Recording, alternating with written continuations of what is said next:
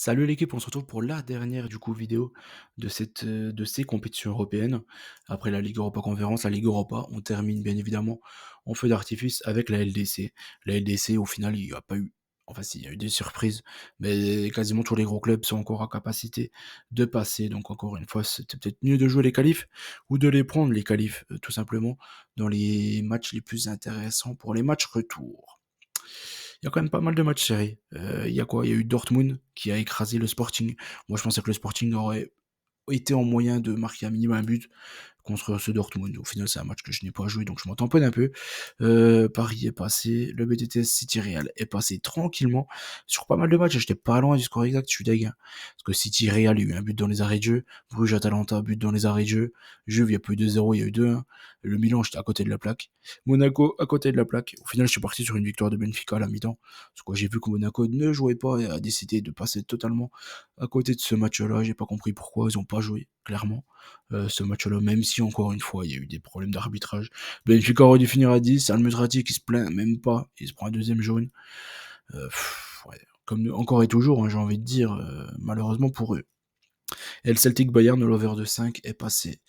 Il n'y a pas eu 3-1, il y a eu 2-1. J'étais pas loin, hein, 3-1, il y a eu 3-0 pour Paris. Brest a fait 2 ou 3 poteaux. C'était pas du tout mérité, hein, que Brest ne marque pas sur ce match aller, clairement pas. Donc voilà, c'était pas mal. Bruges, Atalanta, j'ai vu que tout le monde, tous les tickets que j'ai eu étaient partis sur Atalanta au nul. J'étais parti sur la BTTS, là j'ai eu de la chance.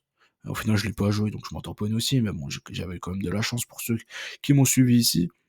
Feyenoord Milan over 2, il y a eu 15-0 pour Feyenoord sur une énormissime bourde de Mike Maignan. Et Benfica, du coup, c'est un beau petit but de Pavlidis, encore une fois. Le goal a été merdique. Du côté de Monaco, franchement, il a juste à fermer l'angle, je sais pas pourquoi il se couche par terre, mais bon, ça, c'est une autre histoire. Donc voilà, ici, sur ces matchs allés, c'était pas si mal, on va dire, mais c'était quand même compliqué. On y va. Milan Feyenoord pour commencer. Moi, je vois pas de surprise sur ce match-là. Clairement pas. Vous avez vu mon pronostic TikTok. Je partais sur le fait que le Milan se qualifie et je pense que ça va être le cas. Tout simplement. Je pense que Milan va le faire à la maison. Milan a fait un tout petit match hier contre le Hellas. Feyenoord a fait un tout petit match contre Breda. Hier aussi, ils ont fait 0-0. Le Milan a réussi à gagner en fin de rencontre quand même. Un but à 0. Mais voilà, ils avaient deux équipes qui avaient clairement la tête à l'LDC ce milieu de semaine. Je pars sur une victoire du Milan. Moi, à la maison, je pense que Feyenoord, c'est comme toutes les équipes hollandaises. Elles sont nettement plus fortes à domicile qu'à l'extérieur. Donc, je pars sur une victoire du Milan chez eux. Et il y aura une ambiance de fou furieux, je pense, du côté de San Siro. Je leur fais confiance là-dessus. En tout cas, je suis quasiment persuadé que ça va être bouillant. Tissime du côté de Milan. Benfica contre Monaco. Moi, Monaco, ils m'ont montré que malheureusement, c'est les clubs, d'ailleurs tous les clubs français, hormis Paris, hein, qui est clairement sur une autre catégorie.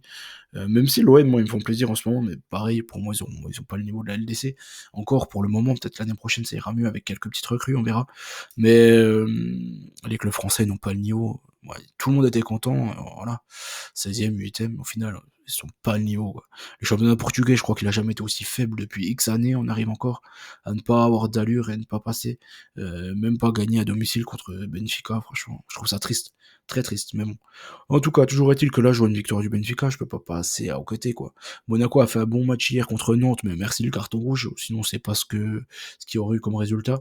Benfica a fait tourner quasiment 80% de son effectif hier et a gagné un but à 0 à l'extérieur à Santa Clara. Je pense que Benfica est au-dessus. Leur public sera chaud bouillant encore une fois, hein. Je me dis que s'il n'y a pas de fait contraire, un rouge ou une connerie comme ça, Monaco devrait en prendre une du côté de Lisbonne. Le Bayern contre le Celtic, le Bayern a fait l'essentiel, je pense, au match aller, pour pas se faire peur au retour. Pour moi, le Celtic, ils sont bien gentils, mais ils ont pas le niveau, tout simplement. Et je vois bien le Bayern vraiment exploser cette équipe du Celtic. Le Bayern est allé clairement chercher un match nul hier contre les Leverkusen. Ils l'ont obtenu avec ce 0-0. Clairement, ils ont pas passé le mieux de terrain. Les Leverkusen étaient 100 fois meilleurs que le Bayern. C'est vraiment un hold-up phénoménal qu'ils ont fait les Munichois. Mais c'est ce qu'ils sont allés chercher. Et je pense que là, contre le Celtic à domicile, on va entendre la musique du but allemand une bonne paire de fois ici. Donc je pars sur une victoire nette et sans bavure des Munichois. L'Atalanta contre Bruges, ça c'est un match plus dur qu'il n'y paraît. Ici, il y a peut-être encore un piège.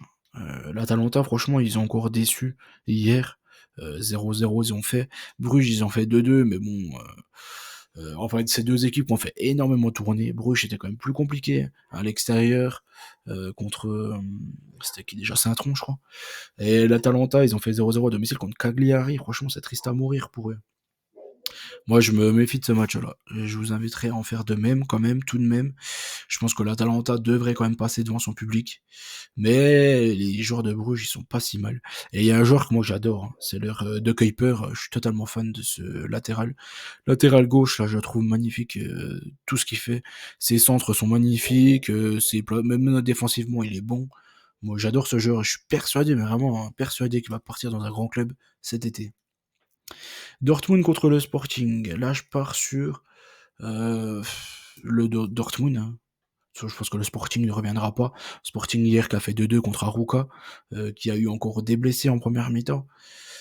T'as Gyökeres qui marche plus du tout sur l'eau actuellement, en plus. Donc je pars sur une victoire de Dortmund à domicile.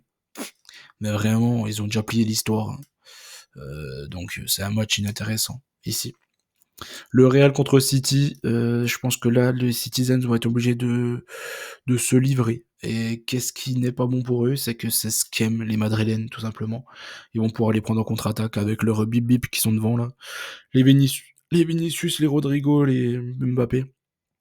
Là, le gang des bip-bip là, les sprinters fous. Et je pense que ça peut faire énormément de mal à cette équipe de City. Donc je pars sur un gros match encore une fois, un gros score encore une fois, et une grosse victoire des Madrilènes à la maison. Le PSV contre la Juve. Celui-ci, je me dis, est-ce qu'il y aura un piège? C'est peut-être celui-ci, hein. Il y a l'Atalanta et le PSV, quoi. Il peut y avoir des pièges, je pense. Je pense que le Milan, ils vont le faire. Vraiment, je vois pas trop je vois pas trop d'autres résultats possibles hein, pour le Milan. J'ai du mal à les voir si éliminés par Feyenoord. Ou alors en prolongation et tout, peut-être. Ouais, quoique, je sais pas, j'ai du mal. Je me dis que c'est soit le PSV, soit l'Atalanta, hein, soit la Juve, soit l'Atalanta, hein, qui pourrait tomber. Sinon, tout le reste, tous les favoris vont passer. Mais toujours est-il que moi, je ne vois pas la Juve perdre du côté du PSV. Ça va être un match très dur, encore une fois, un public bouillant. Mais le PSV, depuis un petit moment, je ne les trouve plus bons, moi, personnellement. Je trouve, je sais pas, il y a un problème actuellement avec cette équipe-là. Donc je vais faire confiance à la Juve sur ce match-là. Et je les vois même gagner au retour. Pourquoi? Parce que le PSG va être obligé de se livrer à un moment donné. S'il y a, par exemple, s'il y a 0-0 ou 1-1 en fin de rencontre, ils vont être obligés de se livrer. Et t'envoies dans l'espace un Nico Gonzalez, un Wea, un Colomwani, tous ces types de joueurs-là, ils sont un peu, enfin, qui sont pas mal rapides et tout. Je pense qu'ils peuvent vraiment faire du mal à cette équipe du PSV, à contre Sao aussi. Donc je pars sur une victoire de la Juve au final, mais un match difficile, encore une fois. Paris contre Brest, je pars sur une victoire de Paris. Voilà, ils ont reposé Ousmane, ils ont reposé quelques joueurs hier. Je pense que contre Brest, ça va le faire. Ça va le faire à la maison devant leur public. On a bien compris que de toute façon, ils vont survoler la Ligue 1. Il n'y a personne pour les embêter cette saison. Je pense que c'est trop tôt pour une équipe comme l'OM, et puis même, je pense que dans tous les cas, Paris a un trop gros effectif pour qu'ils soient embêtés par les équipes de Ligue 1. Donc voilà, je pars sur un carton pour les Parisiens, encore une fois à la maison. Voilà, j'espère que la vidéo vous a plu. N'oubliez pas qu'on gagne, on perd ensemble. Je vous souhaite bonne chance à tous. Et n'oubliez pas les likes, bien évidemment. Je vous fais confiance. Ciao tout le monde.